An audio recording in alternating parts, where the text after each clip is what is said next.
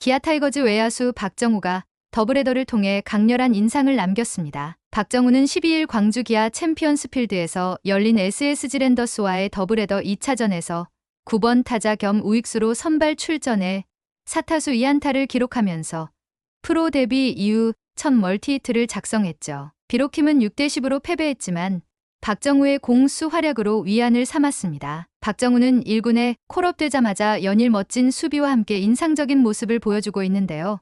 반면 김호령의 자리는 점점 작아지고 있죠. 2군으로 내려간 김호령은 퓨처스리그에서도 무안타로 침묵하며 부진했는데요.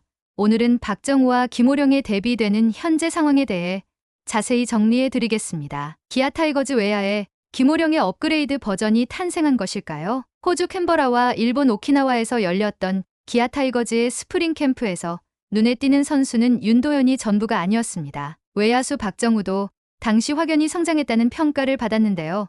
박정우는 덕수고를 졸업하고 2017년 2차 7라운드 64순위로 입단한 뒤 좀처럼 1군의 벽을 뚫지 못했죠. 1군에 데뷔한 건 2021년으로 통산 1군 무대에서 72경기밖에 출전하지 못했고 외야 뎁스가 눈에 띄게 좋아진 작년부터는 1군 무대는 꿈도 꾸지 못했습니다. 그러나 박정우는 포기하지 않았는데요.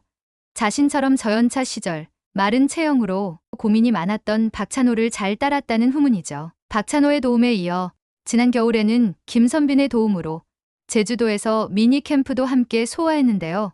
호주 캔버라 스프링 캠프에서도 박정우는 눈에 불을 켜고 훈련에 임했습니다. 전임 감독은 주로 수비 전문이던 박정우를 1군에서 많이 쓰지 못한 현실을 안타까워하기도 했는데요.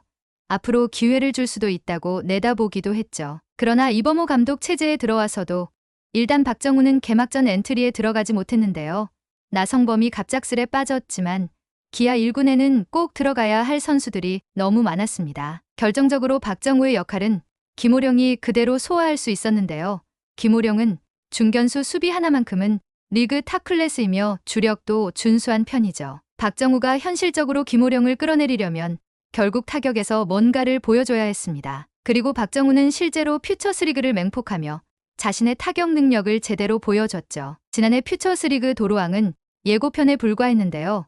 올 시즌 21경기에서 74타수 29안타, 타율 3할 9푼 1리, 12도루, 6타점, 17득점으로 펄펄 날았습니다. 오키나와 연습경기에서 14타수 4안타, 타율 2할 8푼 6리를 그냥 찍은 건 아니었죠. 박정우는 올해 시범경기에서도 9경기에 출전해 14타수 5안타 타율 3할 5푼 7리로 확실하게 눈도장을 찍었는데요. 박정우가 퓨처스리그 전체 타격 1위로 펄펄 나는 모습을 보이자 이범호 감독도 이를 외면하지 않았습니다. 타격만 된다면 박정우는 김호령의 업그레이드 버전이 될 가능성은 충분했죠. 그렇게 박정우는 지난 10일 광주 SSG 랜더스전을 앞두고 1군에 올라왔는데요.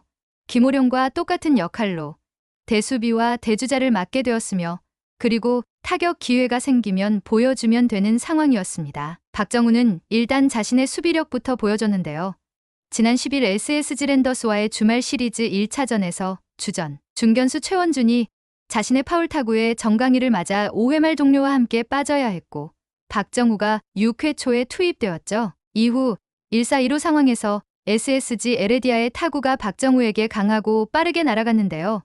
박정우는 에레디아가 워낙 컨택 능력이 좋기에 깊숙한 수비를 하지 않은 듯한 모습이었습니다. 하지만 박정우에게는 에레디아의 타구를 빠르게 쫓아갈 주력이 있었는데요.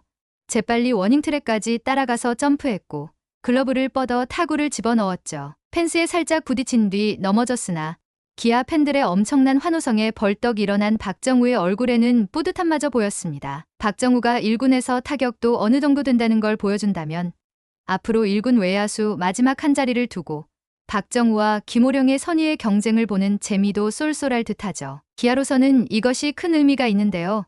나성범과 최영우는 어차피 풀타임 수비를 하기 어렵고 나머지 외야수들의 수비력도 아주 뛰어난 건 아니기 때문입니다. 기아 뎁스가 워낙 좋아서 박정우와 김호령이 1군에서 공존하는 건 쉽지 않을 듯하지만 대신 경쟁을 통한 시너지 효과는 기대해볼 만한 부분이죠. 이범호 감독은 박정우에 대해 퓨처스에서 너무 잘하고 있어서 불렀다. 좀 더 좋은 컨디션일 때 활용도를 높이려고 한다. 우리 외야가 좋고 나성범도 수비를 나가지만 대수비도 필요하다. 타격 컨디션도 좋던데 타격과 수비 모두 기대하고 있다. 한 달 넘는 시간 동안 호령이를 봤으니 정우도 어떤 느낌을 갖고 있는지 체크해봐야 한다. 도루 능력도 갖고 있는 친구라서 엔트리를 바꾸게 됐다라고 설명했습니다. 그리고 지난 12일 열린 더블헤더 1차전에서 교체 출전으로 그라운드를 밟았던 박정우는 2차전에서는 선발 라인업에 이름을 올렸는데요. 하루에 2경기나 소화해야 하는 팀 입장에서 선수들을 다양하게 활용해야 했고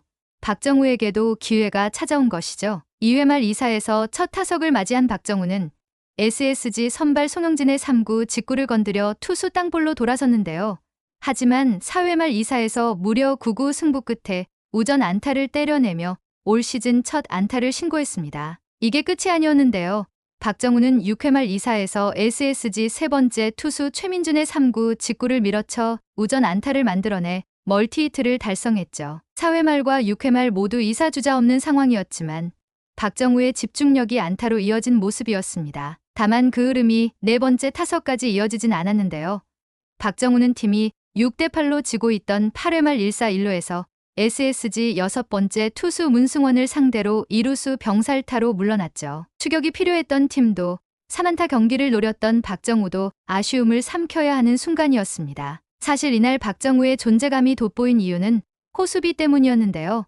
경기 초반 아쉬운 장면이 나왔다는 점에서 더 극적이었죠. 박정우는 팀이 5대2로 리드하던 4회 초 2사 2루에서 박성환의 타구가 우중간으로 향하자 앞쪽으로 달려드는 모습을 보여줬는데요. 하지만 얼마 지나지 않아 타구 판단을 잘못했다는 걸 깨닫고 방향을 전환했지만 공을 잡을 수 없었습니다. 공식 기록은 박성환의 2루타였으나 한동안 박정우의 마음이 무거울 수밖에 없었죠. 박정우가 자신의 실수를 만회한 건 두 팀이 6대6으로 팽팽하게 맞선 7회 초 2사 2-3루 상황이었는데요. 최지훈의 큼지막한 타구가 오른쪽 담장을 향해 멀리 뻗어갔고 모두가 공에 집중하던 그 순간 박정우가 팔을 쪽 뻗어 공을 낚아챘습니다. 타격 이후 장타를 직감했던 최지훈도 허탈함을 감추지 못했는데요. SSG 벤치는 공이 담장에 맞았는지 확인하기 위해 비디오 판독을 요청했지만 원심 유지로 이닝이 종료됐죠. 홈팬들의 박수와 환호성을 받은 박정우는 더그아웃으로 들어오며 포효하기도 했습니다. 올 시즌 기아 타이거즈는 실책이 47개로 리그 최다 1위라는 불명예를 떠안고 있을 정도로 수비에 대한 불안감이 큰 상황인데요. 그렇기에 팀의 단점을 보완할 수 있는 박정우의 등장은 반가울 수밖에 없죠. 수비와 타격에서 자신의 능력을 증명하고 있는 박정우 선수가 더 좋은 활약을 보여 1군에 무사히 연착륙할 수 있을까요? 자리를 잃은 김호령은 다시 1군에서 멋진 수비를 보여줄 수 있을까요? 이번 영상은 여기서 마치겠습니다. 재밌게 보셨다면 구독과 좋아요, 알림 설정 부탁드려요. 그럼 오늘도 시청해주셔서 감사합니다.